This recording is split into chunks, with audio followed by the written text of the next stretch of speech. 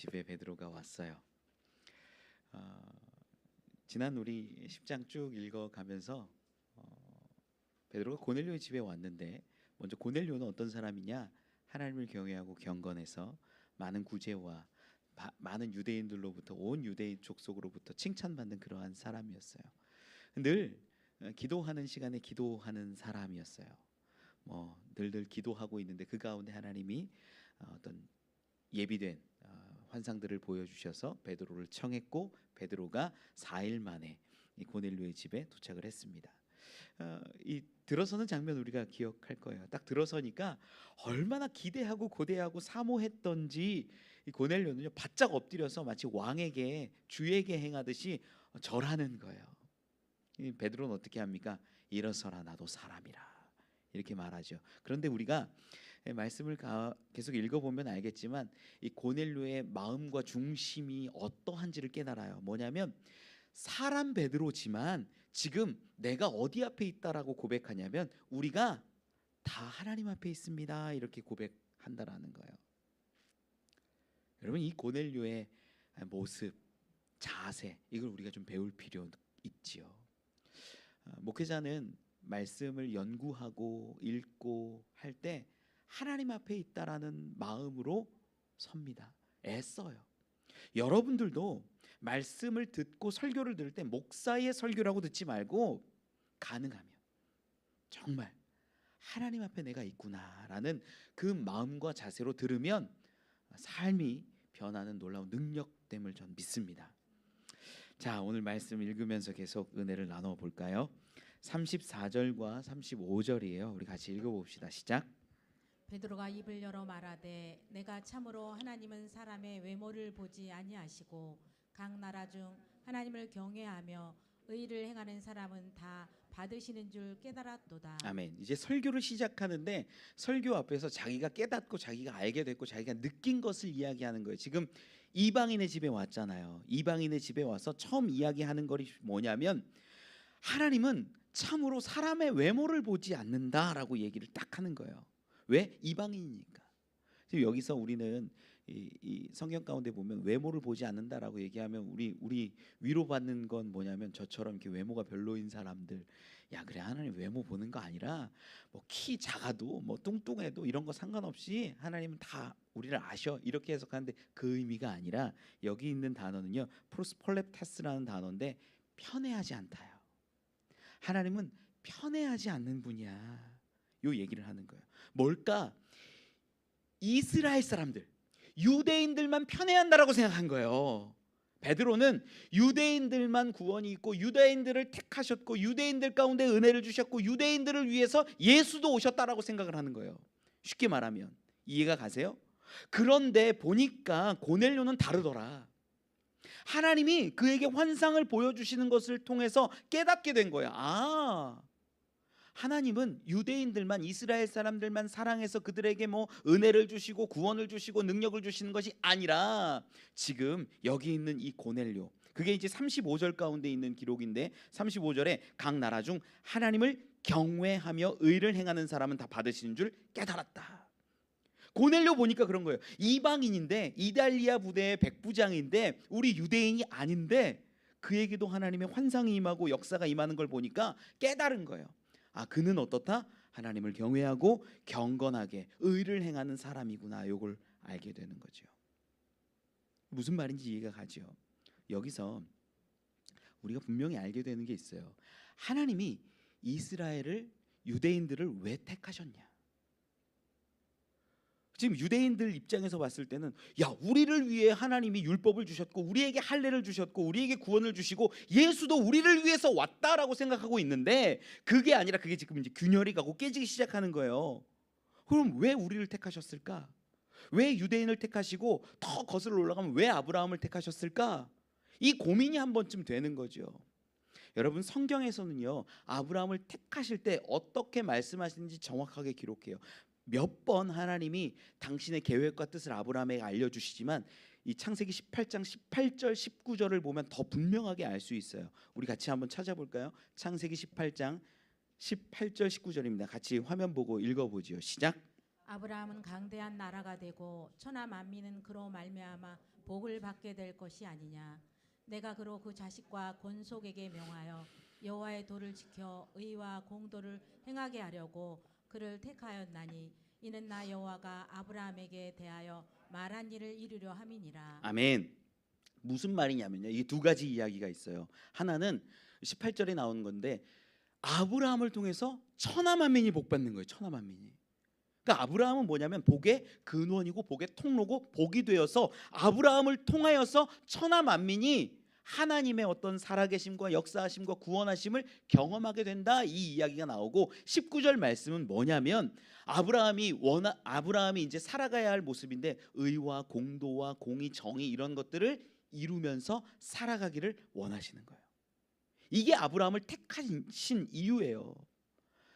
택했으니까 난 됐어, 나는 구원받았어, 나는 살았어, 나는 천국가, 이게 아니라 아브라함을 택하셔서 야, 너가 이제는 의를 위해서, 공도를 위해서, 공의를 이루어가면서 살아가, 요 말씀을 하셨던 거예요. 이게 아브라함과 이삭과 야곱과 쭉 이어지면서 이스라엘 모든 역사 가운데 동일한 하나님의 마음과 중심이셨던 거예요. 이해가 가세요? 그냥 믿는 게 아니라 믿어서 백성 되고 자녀 되고 택함 받은 자들은 어떻게 살아가야 되냐? 의와 공도를 따르며 정의와 공의를 이루며 그렇게 살아가야 한다라는 거예요. 그런데 이스라엘 역사 가운데 우리가 이제 에스겔 아침마다 보고 있지만 이스라엘이요 너무나 무너지는 거예요. 우상 섬기고 다른 것 너무 많이 하고 가증한 것들을 세우고 하나님이 아닌 막 태양신 숭배하고 이런 모습이 가득해요. 하나님이 가슴을 치는 거죠. 이사야 5장 우리 1절로 5절까지 읽어보면 이 상황에 대한 설명이 나와요. 이사야 5장, 하나님이 얼마나 사랑했고 얼마나 돌보셨는데 저들이 어떻게 살아가는지, 정의와 공의를 행하는지 아닌지 이것들이 좀 기록이 돼요. 우리 이사야 5장 1절로 5절까지 같이 한번 읽어봅시다. 시작. 나는 내가 사랑하는 자를 위하여 노래하되 내가 사랑하는 자의 포도원을 노래하리라. 내가 사랑하는 자에게 포도원이 있으며 심히 기름진 사내로다. 땅을 파서 돌을 제하고 극상품 포도나무를 심었도다. 그 중에 망대를 세웠고 또 그 안에 술틀을 팠도다. 좋은 포도 맺기를 바랐더니 들포도를 맺었도다. 예루살렘 주민과 유다 사람들아 구하노니 이제 나와 내 포도원 사이에서 사리를 판단하라. 내가 내 포도원을 위하여 행한 것 외에 무엇을 더할 것이 있으랴. 내가 좋은 포도 맺기를 기다렸거늘 들포도를 맺음은 어찌 됨인고. 이제 내가 내 포도원에 어떻게 행할지를 너희에게 이르리라. 내가 그 울타리를 걷어 먹힘을 당하게 하며 그 담을 헐어 짓밟히게 할 것이요. 아멘. 하나님이요 아브라함을 택하고 이삭과 야곱과 요셉을 통하여서 나라와 민족을 이루고 그걸 이룬 이유가 뭐냐면 내 뜻과 내 의와 공도와 공의와 정의를 이루어가서 살아감으로 너희를 통해서 천하 만민이 복받고 하나님을 알게 되고 하나님 나라가 더 만들어지기를 원했던 것인데 이것들이 없이 자기 마음대로 살아가는 거예요. 정의와 공도가 사라지고 자기 마음대로 살아가는 모습 때문에 하나님이 속상하고 심판을 멸망을 때론 주시더라. 이사야 5장 7절에 이렇게 기록을 해요. 7절도 같이 한번 띄워주시겠어요? 읽어봅시다. 이사야 5장 7절입니다. 시작. 물은 만군의 여호와의 포도원은 이스라엘 족속이요 그가 기뻐하시는 나무는 유다 사람이라. 그들에게 정의를 바라셨더니 도리어 포악이요 그들에게 공의를 바라셨더니 도리어 부르짖음이었도다. 아멘. 우리가 알아야 돼요. 유대인들 입장에서는요 우리는 선민이에요. 택함 받았어요. 할례가 있어요. 우리에게 율법이 있어요. 야, 우린 하나님의 자녀야, 하나님의 백성이야, 기뻐하는데 정말 하나님이 원하셨던 그것들을 주심으로 인하여서 정의를 이루고 공의를 이루고 하나님을 경외하고 이웃들을 사랑하는 삶을 살아가기를 원하셨던 건데 그것들은 없는 거예요. 베드로도 그렇게 생각을 했던 거죠. 그런데 딱 보니까 우리 유대인들이 아니라 고넬료를 딱 보는데 고넬료는 어떤 거예요? 우리 10장 2절에서도 기록하지만 원래가 고넬료는 하나님을 경외하고 경건해서 수많은 사람들에게 구제하고 온 유대 족속으로부터 칭찬받는 자였다라는 거예요. 그런 사람들을 오늘 본문 가운데에서 뭐라고 하냐? 하나님이 다 받으시더라. 깜짝 놀라는 거죠. 아, 이게 민족이 아니네, 족속이 아니네, 택함이 아니네. 하나님은 그 열매를 받으시고 기뻐하시네. 이걸 알게 되는 거예요. 모든 그 생각들이 무너지는 겁니다. 여러분, 저는 여러분들이요 들포도 맺는 자들이 아니라 하나님이 기뻐하시는 열매 맺는 자들이 되기를 원합니다. 이 율법을 주고 하나님이 만나주시고 구원하시고 돌보시고 다른 어떤 족속이나 짐승들이 포도원을 들어오지 못하게 담도치시고 다 갖고 주세요. 근데 우리는 뭐 하는 거예요? 들포도 맺고 있는 거예요. 삶의 모습이 먹지 못하는 악취나는 그 들포도를 맺고 있더라라는 거예요. 여러분, 아니에요. 그럼 우리가 어떻게 아름다운 열매들을 맺을 수 있을까? 고넬료처럼 하나님을 기뻐하고 다른 사람들에게 선한 영향력을 주는 그 열매를 어떻게 맺을 수 있을까? 그래서 요한복음 15장 4절 5절이 있는 거예요. 요한복음 15장 4절 5절 같이 한번 읽어볼까요? 시작. 내 안에 거하라 나도 너희 안에 거하리라. 가지가 포도나무에 붙어있지 아니하면 스스로 열매를 맺을 수 없음 같이 너희도 내 안에 있지 아니하면 그러하리라. 나는 포도나무요 너희는 가지라. 그가 내 안에 내가 그 안에 거하면 사람이 열매를 많이 맺나니 나를 떠나서는 너희가 아무것도 할 수 없음이라. 아멘. 그래서 우리가 예수 그리스도에게 접붙여져 있고 그분과 함께 해야 되는 거예요. 율법으로는, 내 의로는, 내 열심으로는 하나님이 원하시는 그 열매를 맺는 것이 쉬워요, 어려워요? 어려워요. 그래서 우리가 늘 예수를 생각하고 묵상하고 그분께 붙어져 있고, 그래서 정말 하나님이 기뻐하시는 열매가 무엇인지를 고민해서 열매를 맺는 거죠. 이게 필요해요. 우리 가운데 이게 너무 없어요. 그냥 믿었으니까, 내가 교회 다니니까, 등록했으니까, 예수 하니까 나 구원받고 생명 얻고 천국 가겠지. 물론 그럴 거라고 저도 믿어요, 신학적으로는. 그런데 하나님이 정말 기뻐하시는 열매를 우리가 바라보지 않으면 좀 모르겠어요. 하나님이 정말 우리를 기뻐하실지. 여러분, 고민하십시오. 들포도 맺는 삶이 아니라 예수 그리스도께 붙어져 있어서 하나님이 기뻐하시는 열매를 마음껏 맺는 분들이 되기를 원합니다.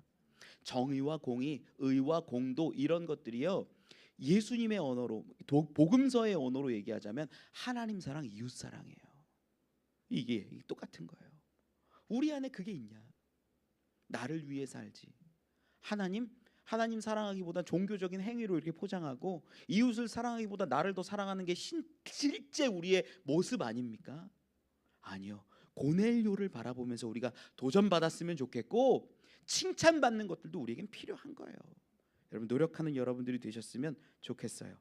자, 말씀으로 돌아와서 우리 36절로 38절까지 같이 읽어봅시다. 시작. 만유의 주 되신 예수 그리스도로 말미암아 화평의 복음을 전하사 이스라엘 자손들에게 보내신 말씀 곧 요한이 그 세례를 반포한 후에 갈릴리에서 시작하여 온 유대에 두루 전파된 그것을 너희도 알거니와, 하나님이 나사렛 예수에게 성령과 능력을 기름 붓듯 하셨음에 그가 두루 다니시며 선한 일을 행하시고 마귀에게 눌린 모든 사람을 고치셨으니 이는 하나님이 함께 하셨음이라. 아멘. 이제 그 서론을 끝내고 본론을 시작하는 거예요. 베드로가 고넬료에게 설교하는 본론 이야기가 뭐냐면, 처음에 만유의 주 되신 예수 그리스도로 말미암아. 이 말미암아라는 단어가 이제 헬라어로 디아라는 단어인데, 때문에, 이런 거예요. 그러니까 무슨 얘기냐면, 만유의 주 되신 예수 때문에 화평의 복음을 전하샤, 이렇게 나오는데, 그 뒤에 나오는 내용이 뭐냐면 이스라엘 자손들에게 말씀을 주셨다라고 하고, 그것이 뭐냐? 요한이, 이제 세례 요한이 선포하고 가르치고 했던 것들을 얘기하는. 그러니까 예수의 사역을 전하는 데 앞서서 요한의 어떤 일들을, 사역을 잠깐 설명하는데, 왜 이걸 얘기하냐면, 이걸 37절의 끝에 보면 기록해요. 온 유대에 두루 전파된 그것을 너희도 알거니와. 너도 알지, 세례 요한 정도는 알지. 왜냐하면 이 고넬료는요, 경건했고 하나님을 정말 경외했던 자라서 절기가 되면 예루살렘으로 갔을 것으로 여겨져요. 그러다 보면 세례 요한에 대한 이야기를 들었어요, 안 들었어요? 들었다라는 거죠. 그래서 지금 설명을 하는 거예요. 너 요한 알지? 그 요한이 가르치고 선포했던 거 알지? 그게 뭐냐면 만유의 주 되신 예수 때문에 하나님이 보내셔서 화평한 복음을 전하게 하신 거예요. 미리 이 얘기를 하는 거예요. 여러분, 그런데 이 표현이요, 우리 복음서에 있는 내용이고 많이 들었던 내용들이니까 쉬운데, 이것이요 고넬료에게 있어서는요 놀라운 이야기예요. 사실은 왜 그러냐, 지금 고넬료는 원래 어떤 사람이냐면 이방인이고 직업이 뭐예요? 군인이에요. 군인. 이달리아 부대의 백부장이에요. 그런데 이 이달리아 부대의 백부장이라는 거, 군인이라는 건 어떤 삶과 문화 속에서 살아가냐면 늘 전쟁하고 싸우고, 특히 이달리아 부대, 로마 부대는 어떤 부대예요? 늘 승리하는 부대예요. 패배한 적이 없어요. 그러니까 어마어마한 자존심도 있고 능력, 권세 같은 것들이 늘 경험했던 사람이라는 거예요. 그러면 본문 말씀 가운데 화평의 복음을 전하시는 만유의 주 예수 그리스도 얘기를 이렇게 이어가고 있는데, 지금 원래 현실적인 삶, 로마 문화 가운데에서 화평과 평화는 이제 여기서 기록된 화평이 에이레네인데, 평안, 평화, 화평이 같은 단어예요. 이 에이레네를 이루는 건 뭐냐면, 일반적인 세상 문화에서는 로마 군대가 가서 잔당들을 제거하고 뭐 불순분자들을 다 없애고 그냥 화평하게 만들어 버리는 거예요. 이게 로마의 문화고 군인의 뼛속까지 남겨져 있는 DNA 같은 거예요. 야, 문제가 있어? 반란이 일어났어? 누가 독립하려고 그래? 무너뜨려. 그러면 어떻게 돼요? 완전하게 제압이 되면 싸움이 없어요. 다툼이 없어요. 무기도 없어요. 평화가 이루어지는 거예요.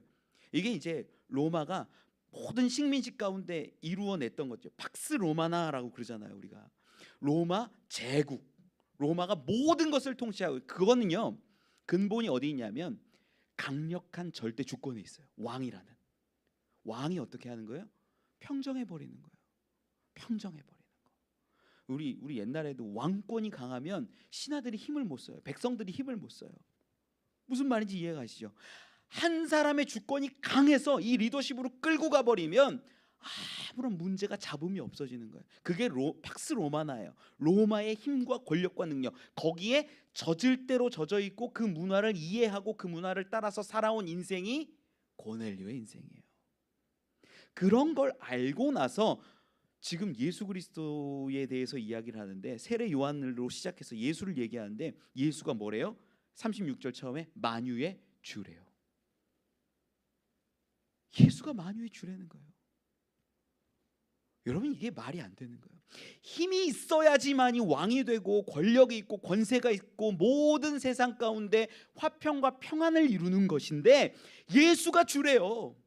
죽으신 분, 그분이 아무 힘 없이 십자가에 달리신 그분이 주래요. 그러니까 자기 일반적인 로마의 문화 가운데에서 예수를 바라볼 땐 이해할 수 없는 내용들이라는 거예요. 이걸 하나님이 주시는 말씀으로 받기 때문에 지금 아마 고넬료는 아멘 아멘 하면서 받았을 것으로 여겨진다라는 거예요. 여러분, 고넬료의 입장에서 그래, 세상에서는, 로마에서는 이렇게 절대 권력이 있어야 평화가 이루어지는데 다르구나. 하나님의 방법과 계획과 예수 그리스도의 방법이 다르구나라는 걸 깨달아가고 아멘하여 따라가는 거거든요. 그럼 이 이야기를요 우리에게 한번 던져보자는 거예요. 뭐냐? 우리는 언제 평안을 느껴요? 우리는 언제 평안을 느껴요? 통장 잔고에 동그라미가 많을 때? 내 자녀가 잘 될 때? 내가 직장에서 승진했을 때? 내 사업이 막 번창했을 때?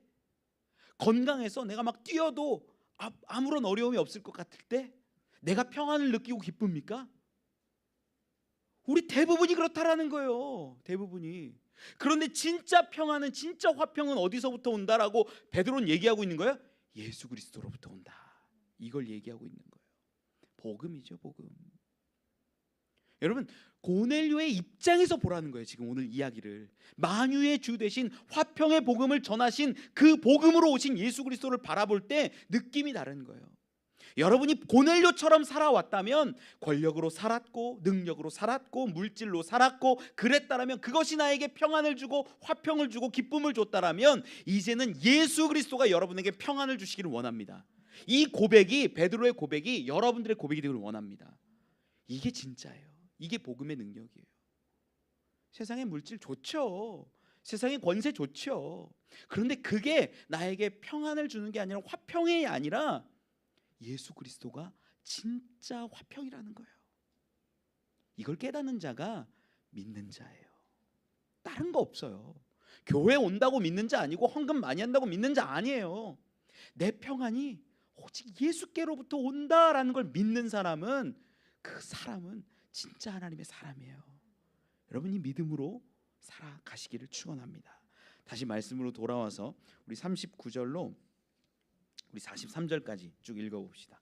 39절로 43절입니다. 시작. 우리는 유대인의 땅과 예루살렘에서 그가 행하신 모든 일의 증인이라. 그를 그들이 나무에 달아 죽였으나 하나님이 사흘 만에 다시 살리사 나타내시되 모든 백성에게 하신 것이 아니요 오직 미리 택하신 증인 곧 죽은 자 가운데서 부활하신 후 그를 모시고 음식을 먹은 우리에게 하신 것이라. 우리에게 명하사 백성에게 전도하되 하나님이 살아있는 자와 죽은 자의 재판장으로 정하신 자가 곧 이 사람인 것을 증언하게 하셨고 그에 대하여 모든 선지자도 증언하되 그를 믿는 사람들이 다 그의 이름을 힘입어 죄 사함을 받는다 하였느니라. 아멘. 지금 베드로가요, 이제 설교하는데 본론으로 들어왔잖아요. 본론으로 들어와서 예수의 어떤 행적, 예수의 어떤 본질, 복음의 내용, 그 핵심을 얘기하고 있는데, 그 내용들이 뭐냐면 그냥 얘기하는 게 아니라, 다른 것들을 얘기하는 게 아니라 우리를 위해 죽으시고 부활하셔서 그분이 심판주가 되셨다라는 걸 설명해요. 사실요, 우리가 베드로의 입장으로 다시 한번 되보면 어떻게 설교를 시작할까라는 고민을 해볼 수 있어요. 여러분들이 이런 자리에 한번 섰다라고 생각을 해보십시오. 그럼 뭔 얘기를 할까요? 베드로가요, 지금까지 있었던 일들, 지금 욥바의 무두장이의 집에 있다 고넬료의 집에 왔거든요. 알죠? 우리 욥바의 그 무두장이 집에 있을 때 욥바에서 어떤 기적이 있었냐면, 도르가, 다비다죠. 다비다인데 도르가라 부르는 그 여인이 소생한 기록이 있어요. 우리가 봤어요.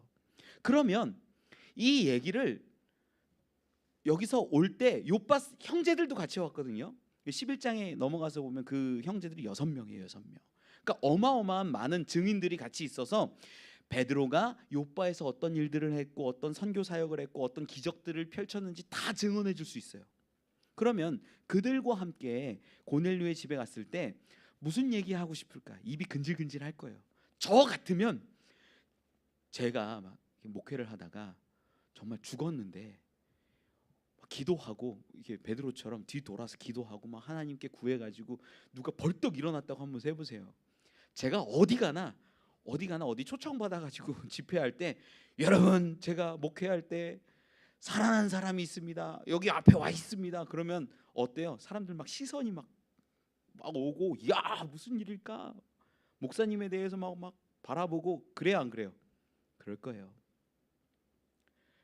저는요, 베드로를 보면서 그런 유혹을 받았을 것 같아요. 고넬료의 집에 왔을 때, 내가 욥바에 있을 때, 여기 있는 6명이 증인이야. 내가 거기 있을 때 다비다에게 기도하고 일으켰더니 일어나더라. 그러면 고넬료 눈이 반짝거리면서, 이게 베드로가 받았던 유혹 중에 하나였을 것 같아요.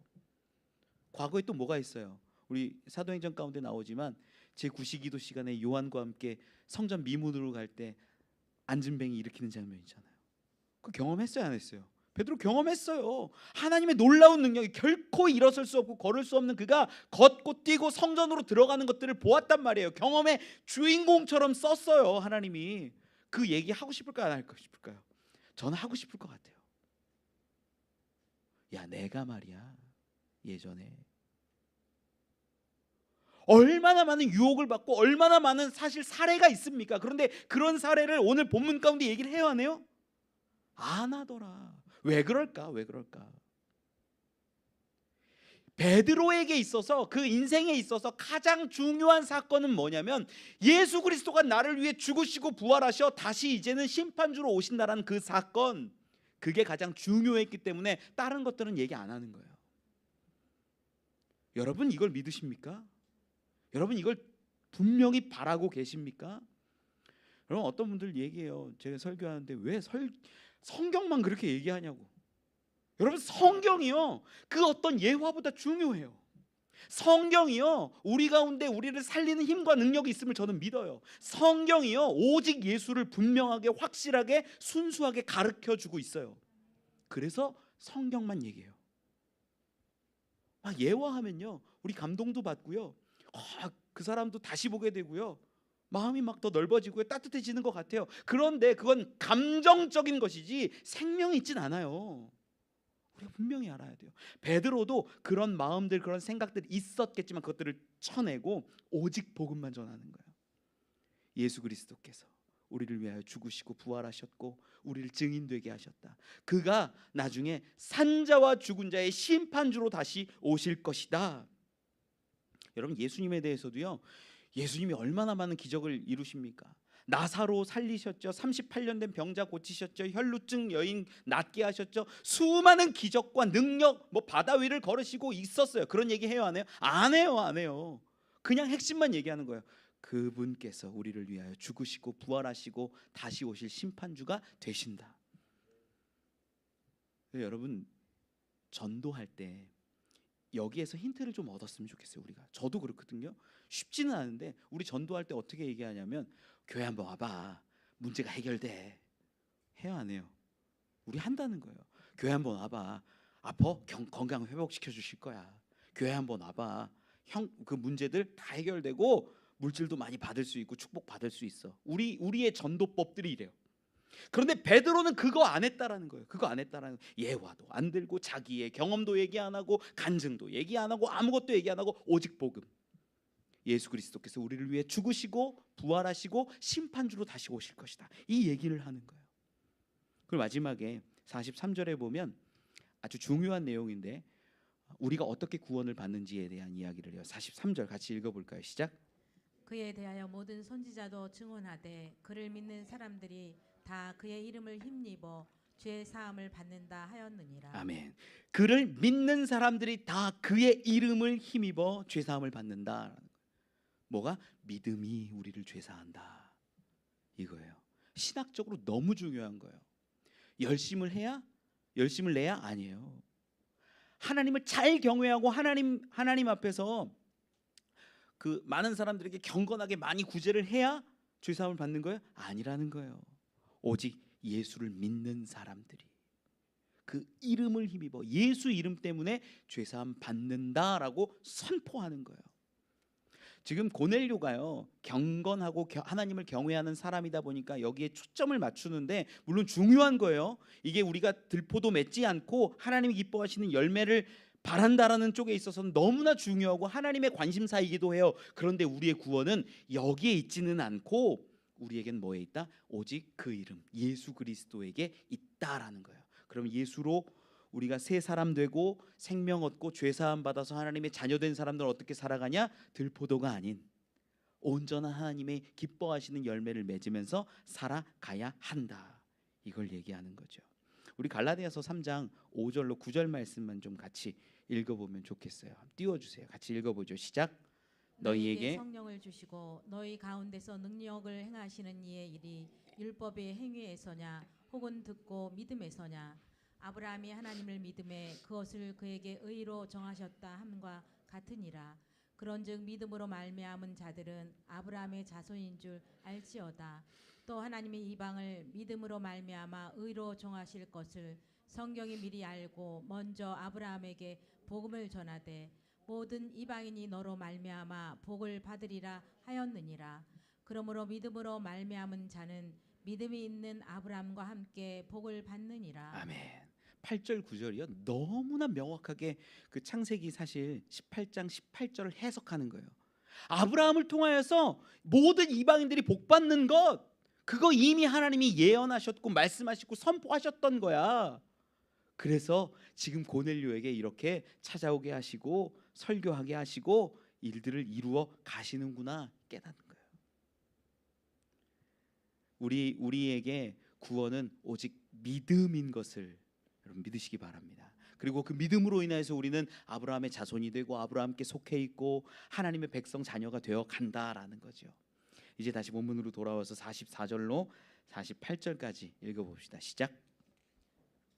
본문 44절로 48절 시작. 베드로가 이 말을 할 때에 성령이 말씀 듣는 모든 사람에게 내려오시니 베드로와 함께 온 할례 받은 신자들이 이방인들에게도 성령 부어 주심으로 말미암아 놀라니 이는 방언을 말하며 하나님 높임을 들음이로라. 이에 베드로가 이르되 이 사람들이 우리와 같이 성령을 받았으니 누가 능히 물로 세례 베품을 금하리요 하고 명하여 예수 그리스도의 이름으로 세례를 베풀라 하니라. 그들이 베드로에게 며칠 더 머물기를 청하니라. 아멘. 네, 이 참 재밌는 장면이에요. 뭐냐면 베드로가 이 말을 할 때에 성령이 말씀 듣는 모든 사람에게 내려오시니, 내려오신다라는 표현도 있고 45절 가운데 보면 성령 부어 주심으로 이런 표현도 있어요. 이게 뭐냐면 성령의 강림 사건을 의미하는 거예요. 내려오셨다, 부어 주셨다 이런 표현들이. 그런데 이게 뭘 의미하는 거냐면 우리 예루살렘에서 처음 성령이 강림하는 그 사건, 오순절 성령 사건을 동일하게 이방인들도 경험하더라, 이 얘기를 하고 있는 거예요. 오순절 성령 사건이 예루살렘의 유대인들에게 있었던 놀라운 독특한 핵심적인 사건이라면 그것이 이제는 확장되어서 우리 사마리아 땅에서도 성령이 임하는 것들을 보았고, 이제는 이방인들 가운데 고넬료의 가정 가운데서도 성령이 임하는 것들을 보게 되더라라는 거예요. 말씀이 더 재밌는 것은요, 44절 가운데요, 베드로가 이 말을 할 때에 성령이 말씀 듣는 모든 사람에게 내려오시니 이렇게 지금 이제 헬라어로도 보면 현재형인데 말을 하고 있는 중이에요. 말을 하는데 성령이 임하시는 거예요. 약간 저는 어떻게 느껴졌냐면요, 이러면서 45절에 보면은 막 놀라는 거거든요. 놀라는 마음들이 있거든요. 어떻게 성령이 임할까 막 이러면서 놀라는데 베드로의 설교 가운데 성령 하나님께서 개입하시는 거예요. 그래서 인간적으로 봤을 때는 베드로의 설교를 약간 방해하는 것처럼도 느껴져요. 인간적으로 봤을 때 제가 막 설교를 하는데 오직 예수밖에 없습니다 하는데 누군가 여기서 한 명이 막 울면서 막 울면서 누가 기도한다고 생각을 해보세요. 그럼 제가 방해받을 수 있죠. 인간적으로 봤을 때 아니 왜 이렇게 우실까?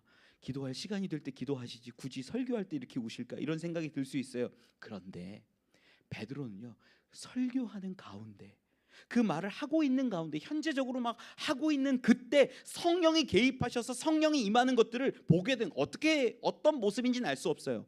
뒤집어졌는지 부르짖었는지 가슴을 쳤는지 옷을 찢었는지 눈물을 흘렸는지 몰라요, 어떤 건지. 그런데 성령이 분명히 임하고 있다라는 것들을 보는 거예요. 그래서 놀라요. 이방인들에게 하나님이 역사하시는구나. 여러분, 이 장면이요, 오순절 성령 강림 사건을 떠올리게 하는 거예요. 그래서 이방인들에게 주시는, 이제 하나님이 이방인들에게 구원을 이루어 가신다라는 것을 보여주시는 사건이 되는 거예요. 그래서 우리도 동일하게 성령 받고 있음을 저는 믿습니다. 이방인들에게 이미 허락하셨기 때문에 우리에게도 성령으로 다가오시고 역사하시고 우리를 끌어가시는 거예요. 말씀 가운데요, 독특한 것들을 우리가 발견할 수 있는데 뭐냐면 뒷부분에 뭐라고 얘기하냐면 이 47절에 이 사람들이 우리와 같이 성령을 받았으니 누가 능히 물로 세례 베품을 금하리요 이렇게 얘기해요. 세례를 그리고 주는 거거든요. 원래는 어떻게 되냐면요, 세례 요한의 때부터로 시작하면 세례가 먼저인 거예요. 세례를 받으라, 물로 씻으라, 너희 죄 사함을 받으라, 이렇게 한 다음에 하나님 깨끗해져 있는 사람들 가운데 성령으로 역사하시고 돌보신다라고 믿어졌어요. 그게 일반적인 방법이에요. 논리적이에요, 그게. 그런데 본문 가운데요, 하나님이 얼마나 급하시고 얼마나 중요하고 얼마나 확실해야 하는지 그런 세례 베풀보다 먼저 찾아오셔서 역사하고 계시더라. 여러분, 하나님이 우리보다 빠릅니다. 하나님이 우리의 계획과 우리의 생각보다 더 분명하고 확실하고 역사하신다라는 거예요.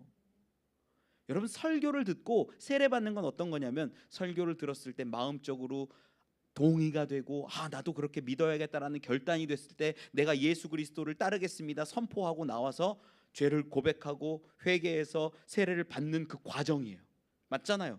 그게 일반적인 세례예요. 그런데 하나님이요 분명히 보여주시기를 원하고 너의 방법이나 너의 절차나 그런 것을 떠나서 내가 역사한다라는 것을 나타내기 위해서 설교하고 있는 가운데 하나님이 개입하시는 거예요. 보여주시는 거예요. 확실케 하시는 거예요. 내가 구원한 자야. 내가 택한 자야. 이 이방인들을 통하여서도 이제 하나님의 나라가 이루어질 거야. 이것을 보여주시죠. 얼마나 감격이 되는 장면인지 우리가 알 수 없어요. 본문엔요 더 독특한 것이 나와요. 어떤 거냐면 이방인들에게도라고 기록합니다. 45절에 이방인들에게도. 그럼 고넬료만 성령을 받았어요? 아니면 고넬료와 고넬료 가족과 그가 초청한 이웃들 사람들 다 받은 거예요? 맞아요, 후자예요. 고넬료만 받은 게 아니에요. 이방인들 복수형이에요. 모든 이방인들이 받았어요. 이 가운데는 고넬료를 알고 친하게 지내지만 경건하지 않고 하나님을 경외하지 않는 자가 있을까요, 없을까요? 있을 거예요. 하나님을 모르는 사람도 있고 경건하지 않은 삶을 살아가는 자들도 있는 거예요. 고넬료가 그렇게 살았던 거지. 그 옆에 있는 사람들이 그렇게 멋있고 완벽한 의인처럼 살 수 있었을까? 아니에요. 그런데 하나님은 그 모든 이방인들에게 성령을 부어주시고 변화를 일으켜 가시는 거예요. 분명해지죠. 의로워야 성령 받는다? 아니에요. 경건해야 성령 받는다? 아니에요. 하나님이 택한 자들에게 부어 주시더라. 말씀을 통해서 확인되는 거죠. 결국 베드로는 이 모습을 보고 야, 내가 세례를 주고 이렇게 절차가 있는데 하나님이 이렇게 내가 말씀을 전하고 세례를 주고 변화돼서 하나님이 성령 부어주시면 딱 좋을 것 같은데 그거랑 상관없이 하나님이 개입해서 성령을 막 부어주시는 거예요. 그러니까 내가 뭐 더 이상 할 게 없구나. 어찌 내가 세례 베푸는 걸 금할 수 있겠냐. 하나님이 이미 택하셨고 하나님이 역사하고 계시는데 그것을 이제 내려놓고 세례를 준다라는 겁니다. 그래서 이방인들의 오순절 성령 사건이 고넬료의 집에서 이루어지는 거예요. 말씀을 맺을게요. 우리가 교회 오면 좋다, 교회 오면 잘 된다 이런 얘기들 많이 해요. 교회 오면 좋다, 교회 오면 잘 된다. 그런데 더 중요한 건 잘 되는 것보다, 형통한 것보다, 건강한 것보다, 능력 있는 것보다 우리가 예수 그리스도를 알고 예수 그리스도를 깨달으며 예수 그리스도를 전하는 것입니다. 여러분 이게 제일 중요해요. 여러분들 누구 옆에 있는 사람들 이웃들에게 전도할 때 야, 교회 오면 다 돼. 물론 그것도 필요할 수 있겠어요. 그런데 당신을 위해 대신 주어주신 사랑이 있습니다. 당신을 위해 대신 희생하신 놀라운 사랑이 있습니다. 이 복음의 정수를 먼저 선포하는 우리들이 되보면 어떨까요? 여러분 진짜 복음은요 지금 베드로가 얘기한 것들이요 뭐 나의 자랑도 얘기할 수 있고 내가 경험한 것도 얘기할 수 있고 간증 같은 것들 얘기할 수 있었지만 베드로는 그렇지 않고 오직 복음으로 나아갔습니다. 그때 하나님이 베드로를 통하여서 이 가정 가운데 성령으로 개입하시고 역사하시고 아름답게 이루어 가시죠. 여러분 산자와 죽은 자를 심판하실 그 예수 그리스도를 바라보십시오. 오직 그분이 나에게 소망이 되고 나에게 진리가 되기를 원합니다. 그리하여 우리 삶 가운데 하나님이 아브라함에게 처음 품으셨던 의와 공도, 정의와 공의를 이루어가는 그런 열매 맺는 우리가 되었으면 좋겠습니다. 우리 같이 찬양하고 함께 기도하죠.